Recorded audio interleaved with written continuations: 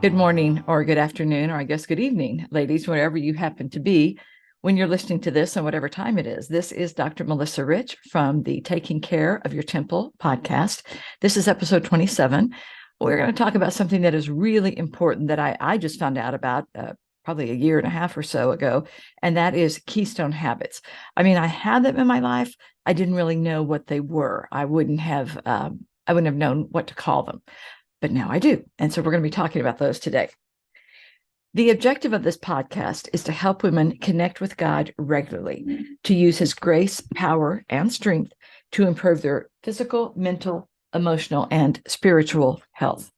And there are 4 principles that we use to do this. The first one is to keep our focus on God. This sounds really, really simple. And yeah, it should be. The problem is there are so many distractions all around us that we can just easily get off track and go running off somewhere where we really are not supposed to be.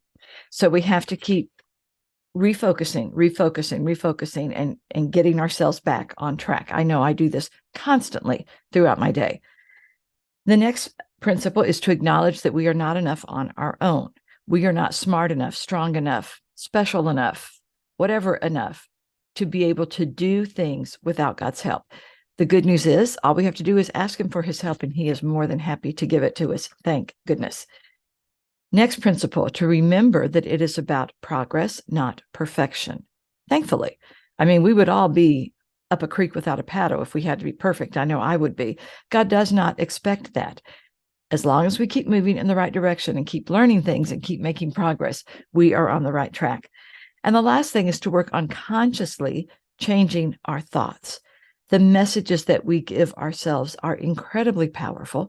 And if we give ourselves a lot of negative, toxic messages, that's going to affect how we think, how we feel, how we act. So we need to be aware of that and change them if necessary. So the verse for this podcast is 1 Corinthians 3:16. Do you not know that you are God's temple and that God's Spirit dwells in you? I think that's really appropriate for this topic. I found that actually just a few episodes ago. So, the podcast is kind of evolving, but it's really good. All right, let me start us off with a word of prayer, and then we will get on to the topic. Lord, I thank you for allowing us this time today. Lord, this is such a good topic. Keystone habits are something we all need to be aware of that can really be used to improve our lives. And I just ask that you will give me the words to say, and you will bless the people who are listening to this, that this will be helpful to them and to their lives. Amen. So my goal, as always, is to have a new podcast going on weekly that will help give you guys a lot of really good tools that will help you feel and function better. So far, on track. Again, we are on number 28. Sometimes on podcast, I will have a guest. Other times, it will be just me. Today, you guys are blessed because it is just me. What I am talking about today, the Keystone Habits, are from a book. I'm holding it up now if y'all are looking at the video. It's called The Power of Habit by Charles Duhigg. I don't know if I'm pronouncing his name right. Charles, if I mispronounce it, I am so sorry.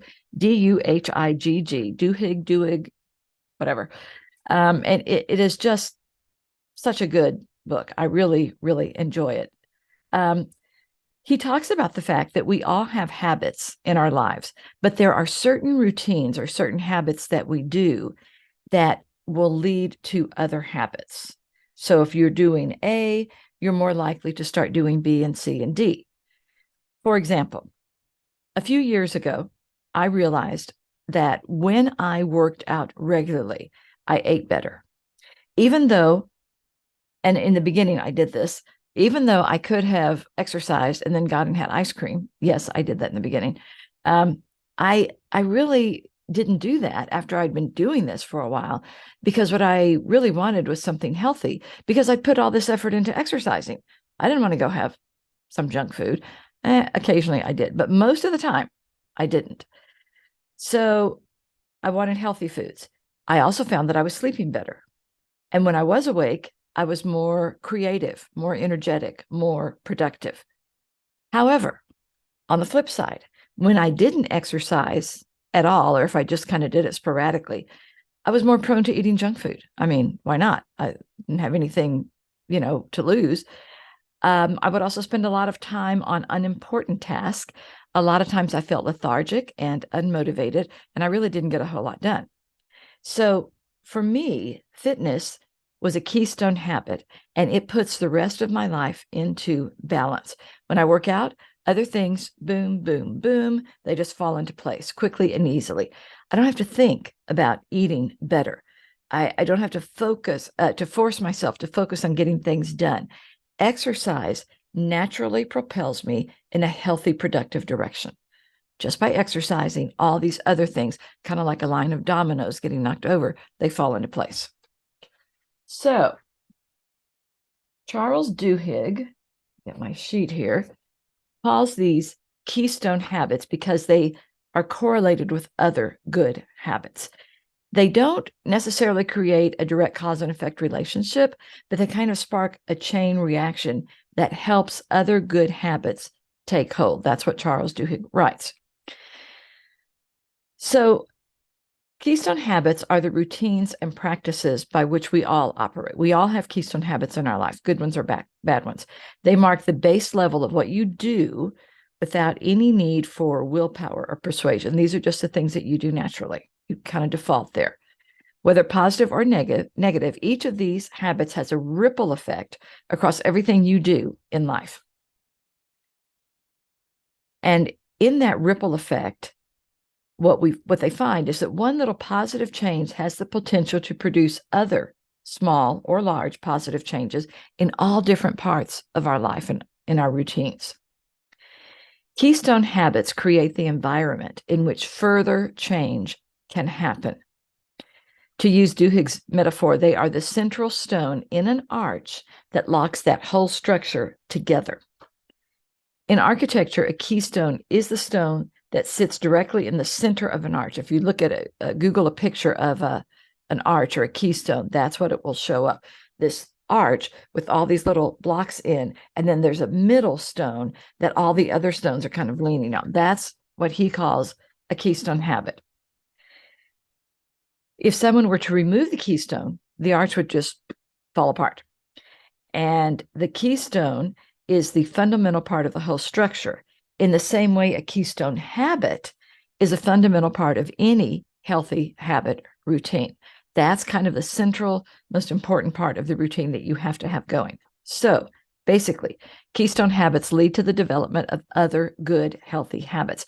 They start a chain reaction in your life that produces a number of positive outcomes.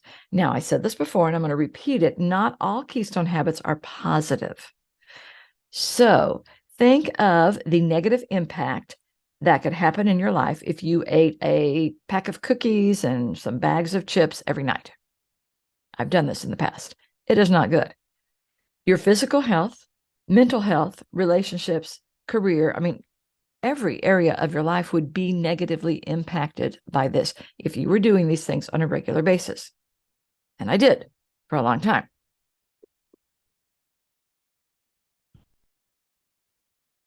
So what this means is that it is important to recognize how even small actions that you do on a regular basis can influence the rest of your life. See, we tend to not give these small steps that we take, positive or negative, we don't give them that much importance. Oh, it's just whatever.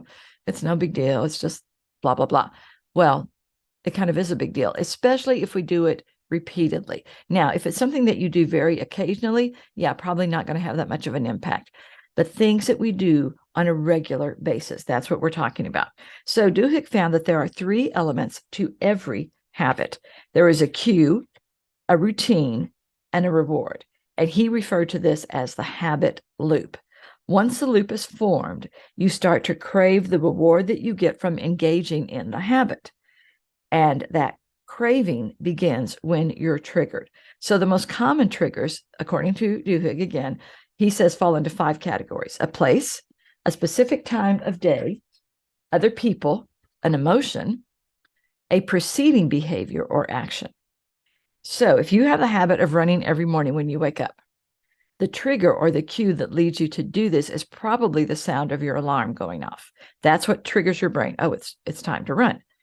Your alarm sends your brain into an automatic processing state, meaning that it would actually take effort for you to try to not do that action because it feels natural for you to move forward to get that feeling of satisfaction that you get after you finish your run. That's more what you are oriented toward. This reward is why your brain determines the actions that you took leading up to it, and it decides if those actions are worth remembering in the future. The reward provides positive reinforcement for the behavior. And anytime a behavior gets positive reinforcement, you are more likely to repeat the behavior in the future. When thinking about how powerful your habits are, if you're not convinced, think about this. Almost 40% of everything that you do, 40%, y'all, is a result of your habits, not your decisions. We default. If you normally, I'm trying to think of it, walk your dog every day. That's really not a good one because your dog is going to really be reinforcing you walking them.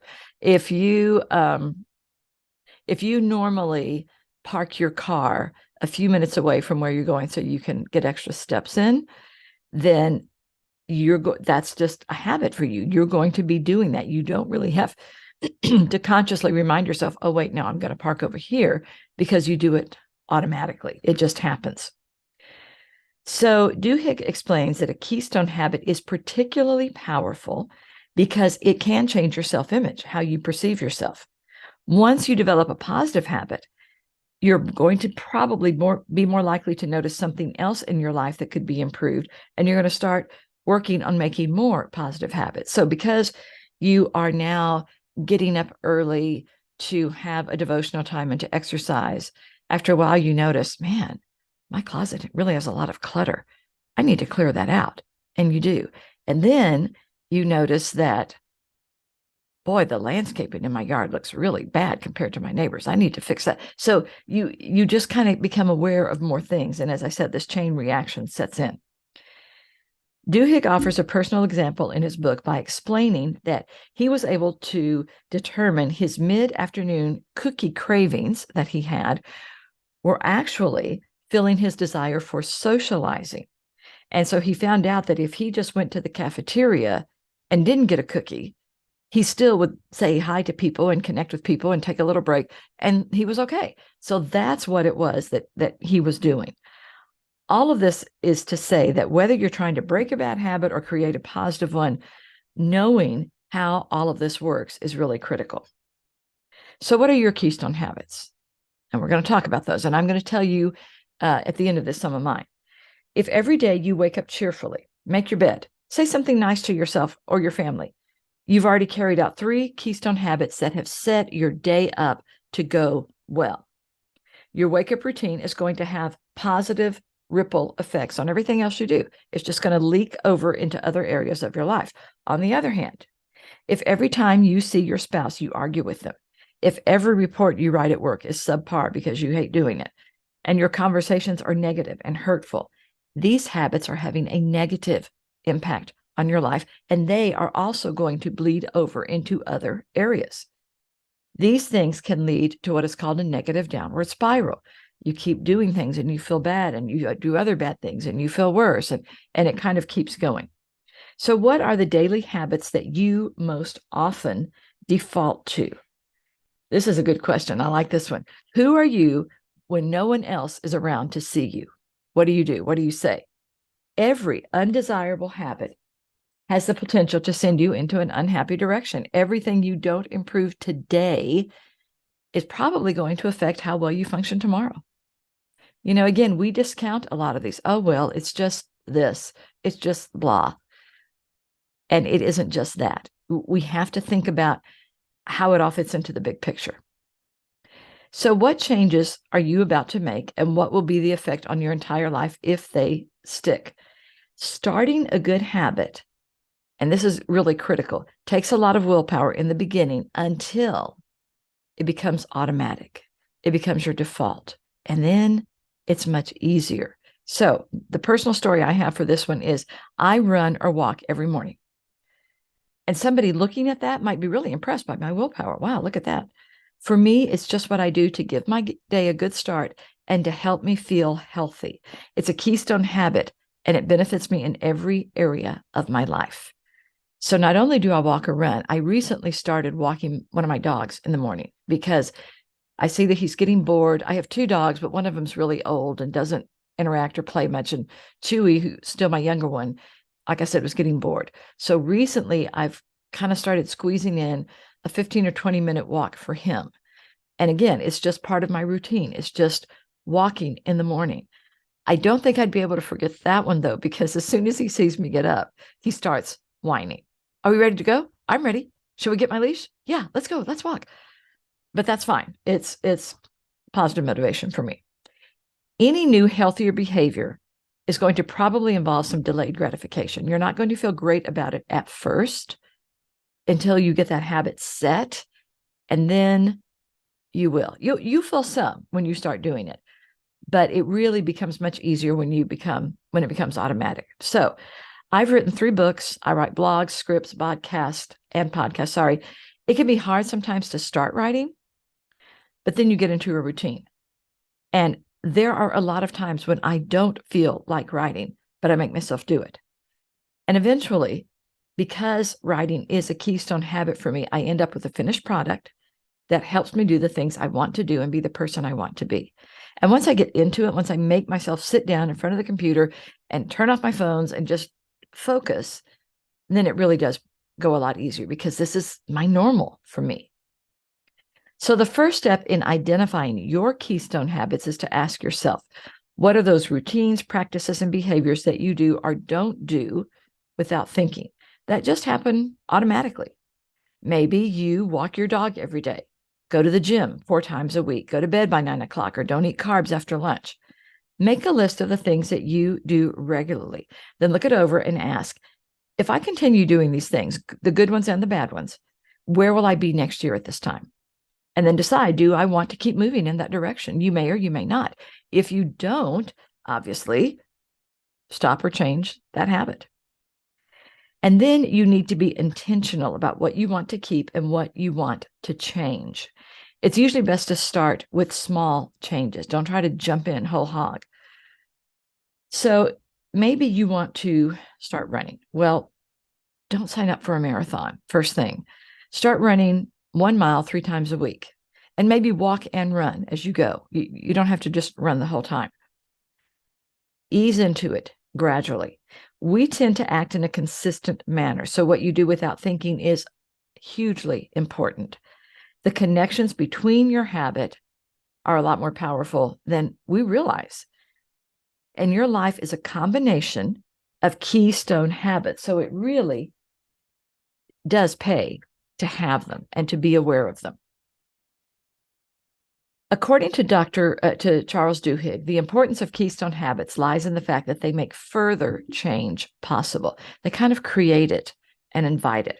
So he writes about the fact that families who are in the habit of eating together often have kids who get better grades and are more confident. People who are in the habit of making their bed exercise more regularly. You didn't know there was a connection there, did you? Meanwhile, people who plan their weeks and their days are more likely to get into productive routines. Now, the science here, the research doesn't suggest that exercise is caused by making your bed, that making your bed automatically makes you go out and run. But in his definition, keystone habits unintentionally spill over into other areas of your life. So exercise is made more likely by making your bed. You are more likely to do it. Keystone habits really are the fundamental habits that you want to instill into your life when you're starting to create change. They are foundational to everything else that you do. I know I keep using exercise, but it's such a good example. Exercising in the morning immediately makes you feel better, more focused, more likely to sleep and eat better. It has a ripple effect on other areas of your life. What about sleep? After a good night's sleep, you are more energized, you're more able to work productively, and it also makes you less likely to make bad eating choices because you're on a positive track. I love that. So by getting one initial habit down, you don't have to start with 8 keystone habits. Just pick one thing to work on. By making that one small change stick, you really can change your entire life. And y'all, this book is really worth reading. It has all kinds of stories in it. I love stories. So it's very readable. Okay, so usually people know what changes they need to make. They know the person that they want to be. They just don't know how to make those changes happen. So you may know that I need to lose 60 pounds, or I need to be in a different relationship, or I need to get a better job. You know that. You're just not sure how to go about doing it. The key here is to plan the changes you want to make and don't try to change everything in one fell swoop. Instead, do things in a logical fashion. Put some key habits in place first that will help you be successful when you add on other habits. So focus on one thing first. Just pick one. Make your bed when you get up. Work out in the morning. Eat more fruits and vegetables. Drink more water. These are small things, and they don't require a whole lot of thought or effort. They're fairly simple. They're easy to implement, but they make all the future changes that you want to have easier. So, in recap, Keystone Habits need to be small enough that they don't make you feel overwhelmed, like, oh my gosh, I'm never going to be able to do this. You don't want to feel that way. They change the status quo, but only slightly. They lay a foundation for change. And it's the later accumulation of habits where they really start to matter. So again, that one small new habit in itself, honestly, is not that significant. It's what it's going to lead to that matters. Their power is in their influence. They create a better environment in which to make more positive change later. Also, they need to be addictive habits, maybe not in the beginning, but you need to get to where you crave them. You know, if someone had told me, I guess it was 15, maybe 20 years ago, that I would be exercising regularly and eating as healthy as I am now, I would have thought you were absolutely nuts. You're nuts. But I can't not exercise now. And I will say occasionally, yes, I make unhealthy eating choices, but not nearly as much as I used to, because what I crave is healthy food that makes me feel and function better. I know that. I've created that Keystone habit. So here are some examples of simple Keystone habits that really can help change your life for the better if you're not sure of what to do. Have family dinners. Gathering your family around the dinner table every night may seem like a small thing, although actually I think in today's environment with all the busyness we have, it's not that small. Duhigg writes that, I said this one before, families who eat dinner together, they raise kids with better homework skills, higher grades, greater emotional control, and more confidence. When I was growing up, we always ate dinner together. Always. It was just not an issue. That's just what we did in the evening. We would talk about our day. We would, laugh with each other. We ate dinner together. Even when my sons were growing up, we didn't always do that because we were busier. My boys were playing different sports and having different activities and we're going all different directions. And I think that's sad. I think that you missed something. Even if you can't do that every night, and I think for a lot of people that's unrealistic, maybe try to do it 2 or 3 nights a week or 1 or 2 nights a week to start out with. Kind of get into that habit more. It is a good one to have. Making your bed every morning is another good Keystone habit. I had a roommate in college, y'all, who never made her bed, ever. And we were in the dorms. I mean, I could see her bed. It drove me crazy. She felt that it was a waste of time because you're just going to mess it up again that night, right? Wrong. Making your bed is correlated with increased productivity, a greater sense of well-being, and better budgeting skills. Who knew? Duhigg writes, bed makers are also more likely to like their jobs, own a home, exercise regularly, and feel well-rested. I mean, all these things are associated with it. Research shows that making your bed every morning can inspire you to have a productive mindset for the rest of your day and spark other productive behaviors. And ladies, I will tell you, as soon as I get up in the morning, I make my bed. And I have a king-size bed. So I have to keep walking around it. I can't just lean over. I mean, it takes me probably 4 or 5 minutes to get my bed made, put the pillows back on, smooth the, all the stuff. But I can't not do it. The only time I don't make my bed is when I'm washing the sheets. I strip everything off and then I make the bed. But I cannot just leave it. unmade. It drives me nuts. Research shows that, I said that part. Okay, doing something as easy as making your bed can increase your efficiency at work and help you get more accomplished. Making your bed sets you up for success throughout the day. At the end of the day, you realize that completing that one thing led to the completion of a lot of other things. So that is a really good one to start with, is making your bed every morning. Now, I will say, when my husband was alive, he did not make the bed. So I either had the choice of making it by myself every morning, even though he slept in it too, or just leaving it as it was. And I chose to make it myself because it drove me crazy. All right, another keystone habit, exercising regularly. This is a huge one. Exercise triggers people to start eating better, Duhigg says. He adds that people who exercise have increased patience, less stress, and are more productive at work. Also, according to the Association for Applied Sports Psychology, exercise is associated with better mood, less stress, more confidence, and better sleep. And I get all of that because exercise is a huge stress reliever, and especially exercising in the morning. If you put forth the effort to go to bed at a reasonable time so you can wake up early and go to the gym or go out in the neighborhood and run before work, how likely then are you to eat junk food or just, do something unhealthy? You're not as likely to do it because you got up early that morning and you worked out. You don't want to ruin that. So if you're going to make the effort to work out in the morning, you're probably not going to turn around and hit the drive-through for a fast food breakfast. You're just not. Also, when you work out in the morning, you're probably going to notice an improvement in your mood. You feel good after working out. You've got those endorphins going, and you feel like you've accomplished something because you have. Then you feel better and more confident about facing other things that come your way through the day. Another keystone habit is cooking. If you make a habit of cooking your own food versus, I think, just always eating out is what they're talking about, you gain control over what and when you eat. And so you're not eating as much unhealthy food. I'm sorry, but takeout food is just not that good for you. I had a friend when my boys were growing up, and we were talking one time, and she said something about, oh, I have to go. It's my turn to cook tonight. I said, okay, what are you going to make? Oh, I'm just going to Wendy's. And that's what she and her husband did.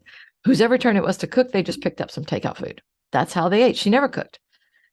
A lot of people don't. She's a great friend. I love her. I'm not going to say her name, but she did not cook. Another good keystone habit, write down what you eat. This is a great keystone habit because people who keep a record of what they eat are able to go back and find routines and triggers in their eating habits. They're also more likely to eat healthier because you're writing it down. And you don't even have to write it down. So many different programs have apps that you can just do it in the app. I have a Fitbit, talked about this before. I am currently at, hold on, I have to get my glasses and I will tell you how many steps. 98, 91. That's actually a little low for me because I didn't get to do my whole workout this morning. I usually get about 16 to 17,000 steps a day. And the Fitbit app, which is on my phone, that's where I track my food. It's really easy. I don't have to write it down. I just put it in the app. With this information, you are able to plan for the day because you kind of know when you're going to be hungry, so you can pack a healthy snack to eat. And tracking your food creates a sense of structure. Again, you're more accountable is what I find. So it lets other good habits come in there as well. Another keystone habit is developing daily routines. Y'all, I love a good routine, whether it's going to bed same time every night or following a regular morning routine. Having consistency in your day produces a whole host of positive effects. Duhigg says the way we organize our thoughts and work routines has enormous impacts on our health, productivity, financial security, and happiness. So let's say that you wake up every morning at 5:45, you go for a walk or run or to the gym, and you eat a healthy breakfast. Those are 3 great habits. You have set a healthy foundation for your day. And again, you are much more likely to stay on a positive track because you got such a good start. Another one that I would not have thought of as a keystone habit, but I can see it, is to dress better. You've probably heard of dressing for the position you want, not the position you have. Dressing better is an example of a really simple keystone habit that can make a big positive change in your life. If you typically dress really casually and then you start wearing nice clothes like a suit to work, that may feel really odd to you. But what if you did it for a while anyway? What kind of an impact do you think it would have? What could happen is that people begin to see you in a more professional light and they start treating you differently. They open the door for you. They are courteous and polite. And you notice that you're feeling more professional. You're acting more confident. You made a small change that end up having a big impact on other parts of your life. It really can make a big, huge difference. Another keystone habit is meditating. Practicing meditation, especially sometime in the morning, can help you stay calm and unstressed for the rest of your day. Who does not want that? Also, meditation has been linked to improved memory and awareness, to less stress, and to a higher motivation to set goals and achieve them. I mean, again, all good things. Meditation also has the following health benefits: reduced blood pressure and a stronger immune system. Again, who doesn't want those things? Another keystone habit that I love is practicing gratitude. A lot of times it's easier to see what you don't have than what you do, because sometimes we're so busy thinking about the things that we want and we don't have that we forget to see all the blessings that God has given us. Practicing gratitude, y'all, is so important if you want to have a peaceful mind and a happy life. So take some time every morning, just 10 or 15 minutes, to write down or just even think about. It's better if you write it, but thinking is better than nothing, about the things that you are grateful for that day. Try to write down 3 to 5 things every day. And so you learn to focus on the positive. Once you get that keystone habit in place, you'll find that its effects spill over everywhere. You actually will be happier, more mindful, calmer, and more quick to notice the good things in your life. Another keystone habit: planning out your days. Sitting down for a few minutes and developing some type of plan for the day, the week, whatever, can help you focus on what are your most important tasks. This can lead to creating time for other important tasks so that really you are getting the priority items done instead of wasting your time with just the little frivolous things that don't matter that much. Next keystone habit: having strong willpower. I hadn't thought about this one either. Duhigg writes that dozens of studies show that willpower is the single most important keystone habit for individual success. Now, let me just say, if you start working on this, you're not going to get it perfectly in the beginning. That's okay. Practice. Keep going. You will get better. He talks about a 2005 University of Pennsylvania study that says students with high self-discipline perform better than those with a high IQ. I thought that was really interesting. They had fewer absences. They spent less time watching TV and more hours on homework. So obviously they were more successful. Another good keystone habit is periodically learning a new skill. Y'all, if you get home because you're tired, it's been a long day, you just sit on the couch, eat, and binge watch TV, that's really not going to help you be successful. You have to continue to discover and learn new things to help you reach your goals. So it's easy to get out of the habit of learning new things. And really, honestly, for me, it's just being lazy. I'm just going to be real honest. If you are stuck spinning your wheels because it's really easy to just get complacent and just be marking time, you realize you're not making much progress toward anything. So if you're not sure how to start or how to get yourself moving or unstuck, watch some videos, read some books, take some classes, try some new activities. It's not as hard as you think. And just be aware you are not going to like every new thing that you try. You're just not. Nobody does. That's okay. If you don't like Zumba, great. Go on to bungee jumping. I wouldn't like either of those, but you get my drift. Keep going. You'll hit some things that you do like. Another good keystone habit is effective time management. I know some of y'all are squirming right now. I have been in the past too. What you do with your time has a direct impact on your overall success level. Do you use your time efficiently on a regular basis? If you manage your time well, it can have a huge impact on the amount of work you're able to complete and can help you stop working and then go do some things that you enjoy because you know that you've had a productive day. Next, sticking to a routine. This is a good keystone habit to help you from just being all over the place and not getting things done at all. This may mean going to sleep or at least to bed at the same time every night, or doing the same thing every morning to get ready for your day. Consistency creates a lot of positive impact. So according to Duhigg, the way you organize your routines has a big impact on your health, productivity, happiness, and financial security. So if you wake up in the morning, run out the door, and you run for 45 minutes to get that much cardio in, you're setting yourself up to be more productive during the day, which could in turn give you more financial security because your boss is noticing how much more efficiently you are working. And look at those stellar reports you're coming up with. Really, it all is connected, I promise. Another really good keystone habit is sleep. You know, I've said for a long time, we are a nation of walking insomniacs. And a lot of professionals, just kills me, say with some pride, oh, I only get 3 or 4 hours sleep every night. And I want to say, what is wrong with you? How are you functioning? Because you're not functioning very well. We're just not. We are not made that. When you get consistently high quality sleep for 7 to 8 hours a day, your mind and body are going to be ready to function well and to tackle the next day. Okay, so how do you determine your keystone habits? How can you figure out what they are? Well, again, figure out what you're already doing and what is making you feel good.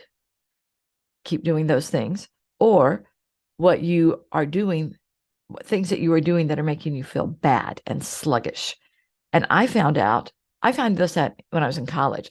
If I had too much sugar or caffeine close to bedtime, I didn't sleep.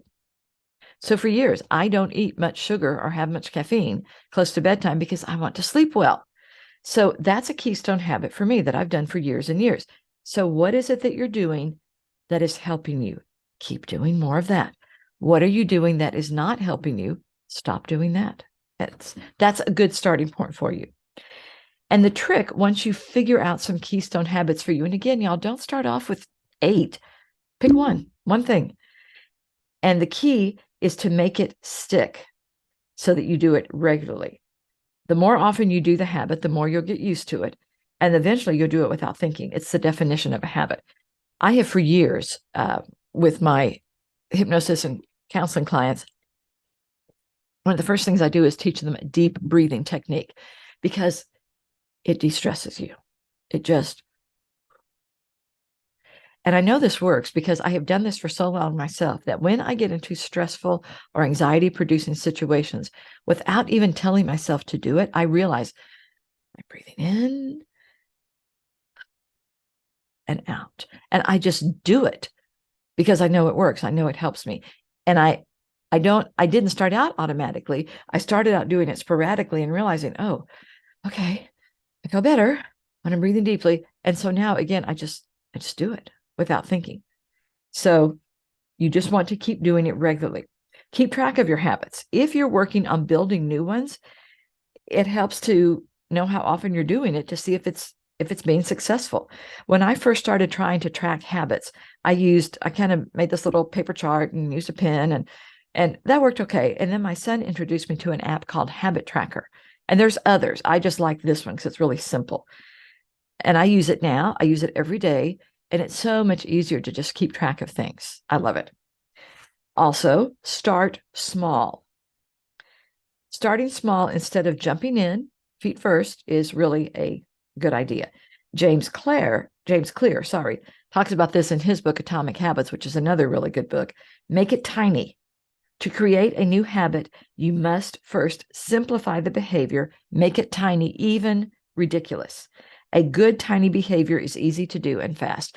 Because he says, and he's right, if something is really, really complicated and it takes a long time, we are much less likely to do it. If it's something fast, we can check it off our list. Okay, I can do that. And then you feel successful, and then you'll keep doing it. So, really good. Train yourself to do your new habits consistently. And I found that a habit tracker app can be really helpful in this. On my app, the habit tracker that I use, when I've done all my habits for that day, when I finish my last habit and I swipe it so it knows that it's done, it does this little cheering thing. There's confetti, and it's cheering me on because I had a perfect day. And it shows at the end of that, do not show this again. I can check that. So when I'm like, are you kidding me? That's the best part. Of course you're going to show it again. I want to see it every day. So that is helpful to me. So another common suggestion is to make a plan for how and when you will complete your habit. Don't just leave it to chance. I've learned that this is critical when I will be out of my normal environment and when I don't have complete control over how I'm going to be working out and what I'll be eating. I found the more I plan, the better I do. And this is typically when I travel because I'm not cooking. So I have to figure out, how am I going to stay on track with my eating? Where am I going to work out? Because I don't have my normal facilities available. So again, that planning ahead is crucial. One of the ways I found this for me is that, as I said, exercise is a keystone habit for me. I just do it. Part of that is that Monday, Wednesday, and Friday, I go to the gym. I do that because, well, I got a free membership with Medicare, so I thought, what the heck, why not? But also because I run and walk a lot. That's my main source of what I do. So my lower body is in pretty good shape. My upper body was not for a long time. So I go to the gym and mostly focus on upper body. However, what I found after a month or so of doing this is that I was going not in the evening, in the afternoon after work, finish work, go to the gym, go home. Okay. I can't do that on Fridays. Because what happens, there are two things that tend to happen on Fridays that will throw me off. One is, fairly regularly, I'll get a call or a text from a friend saying, hey, it's Friday. We're going to go do blah, blah, blah. Do you want to come? Well, if I have to still go to the gym, I'm thinking, I've got to go home and I've got to walk my dog and I've got to work out and then I've got to change clothes. And I couldn't do everything. So guess which one didn't get done? It was usually the gym. The other thing that would happen, even if nobody wanted me to do anything with them, is it's Friday. The week is finally over. And I mean, all I want to do is go home and decompress and start my weekend. And the thought of having to go to the gym, probably 2/3 to 3/4 of the time, I just wouldn't do it. I just blow it off. Now, I could do the gym on Friday, just not after work. I found, and I still do this, I have to do it earlier in the day. If I do it earlier in the day, great, fine, no problem. And Monday and Wednesday, I can do after work. And it actually feels pretty good because I've been working on my computer or sitting or doing stuff all day. I'm ready to go do something physical. But I cannot do Friday after work at the gym. It simply doesn't work for me. So I tweaked it, and that's okay. So you plan ahead and you make it work. Also, you want to make it easy to do. If your habit is not easy, as I said before, and James Clear is right about that, you're less likely to do it. The key is to make the new habit attractive, and eliminate as many excuses as we can to not do it. So here are some things, some examples of what I'm talking about. On the days that I do go to the gym, I pack a bag with my exercise clothes and shoes. I bring it into my office.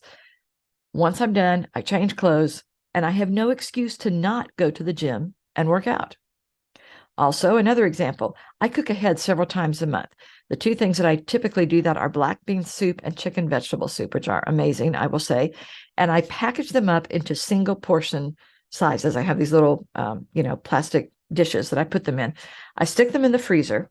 And then when I don't feel like cooking, I can pull a container out of the freezer and I'm still following my meal plan. I'm making it easy on the nights that I don't feel like cooking. Also, I love to read. So the weeks that I follow my eating and exercising well, like 90 to 95%, I reward myself with a new ebook. It's inexpensive. I can get it within 30 to 40 minutes, instant gratification. And again, because it's easy, I'm more likely to do it. I usually run or walk, this is my fourth illustration, for 40 to 45 minutes outside every morning. Last summer in Texas, y'all, was so incredibly hot. It was horrible. I couldn't do it the whole time. I was coming in totally sweating everywhere, and I'm not a sweater, red faced and starting to feel lightheaded. And I thought, okay, I can't do 40 minutes. So I had to change my routine, or I was just not going to run at all. And I couldn't do that. So what I do now in the summers is I run about 20 minutes outside. Now, if it's cool, I will do the whole thing. But if it's getting hot, I run about 20 minutes outside. Then I come inside and I finish the last 20 minutes on my rebounder inside in air conditioning in front of the TV under a ceiling fan. So that helps me cool down. So I'm not as bad. So again, I make it easy for myself to do it. So as much as possible, you really want to set up your environment for success. Get your friends and family on board so they're your cheering squad. Look for things that you can do in advance to eliminate excuses and to make yourself be successful.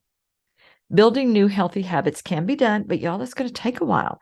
It can be a long, somewhat slow process, and it requires really sticking to it and being really determined in the beginning as you work on gaining some momentum and making that new behavior your new normal, your default, so you don't even have to think about it.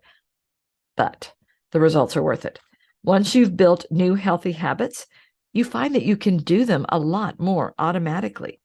And if you focus on building Keystone Habits, you're going to get a ripple effect of better behaviors throughout your life, just from putting effort into that one initial habit that starts you off. Okay, so I'm going to tell you all about some of my Keystone Habits. So mine are, first one, having a quiet time every morning. That's my devotional. It's my time with God.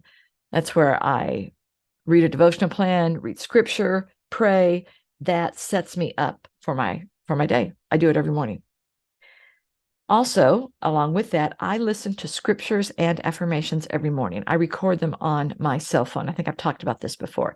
And I play them while I am making my bed, another Keystone Habit, doing things that I can do automatically, picking out the clothes that I'm going to wear for the day, unloading the dishwasher, feeding my dogs. I listen to those because I want to get God's word into my heart and into my head. I want that to be there. So I do that every morning. Another one for me is taking Juice Plus every morning. Talked about these before. These are plant food capsules, and they have made such a difference in my health. I will never be without them. I started those about a year and a half to 2 years ago. I will never not take them. I can tell a huge difference. Another one for me, a big Keystone habit, is reading every day. I'm a huge reader. In fact, when Ed and I got married, he was very surprised to find out that you could read while brushing your teeth. And I was like, what, you don't do that? And after a while, he started doing it too. Yes, you can. So I read all the time. Making my bed, talked about that one. Exercising every day throughout the day. Going outside every day. I'm a big believer in that. And boy, COVID really enforced that for all of us. I think how important it is to get out, fresh air, natural light, green plants. And if you are lucky enough to live near a river, a lake, or an ocean, I'm jealous, then you can have that as well. Okay, going to church every Sunday in person. That was something, again, that I really realized during COVID. Man, this is a privilege. And I was so happy to have that back again. Tracking what I eat. I just do that because it helps keep me on a positive track. Tracking finances every day. I do that. I check my balance. I balance my checkbook. I don't know if anyone even has checkbooks anymore, but I do, and I have the register and I fill it out. So yeah, I do it. Taking a nap every day that I can. That is such a good Keystone habit. I love it. And then for me, again, writing. I'm a writer. And I write a lot, and I don't know that I could not do that on a regular basis. So those are my Keystone habits. I think that if you identify your Keystone habits and really work on establishing some good positive ones, it will make a huge difference in your life. So I encourage you to do that. Okay. Fun fact about Waco. Waco has now opened again the suspension bridge. They've had their grand reopening. They had a cattle drive across the bridge just the way they did when the bridge served as the Chisholm Trail. The suspension bridge in Waco was constructed in 1870, and it's a state historic landmark.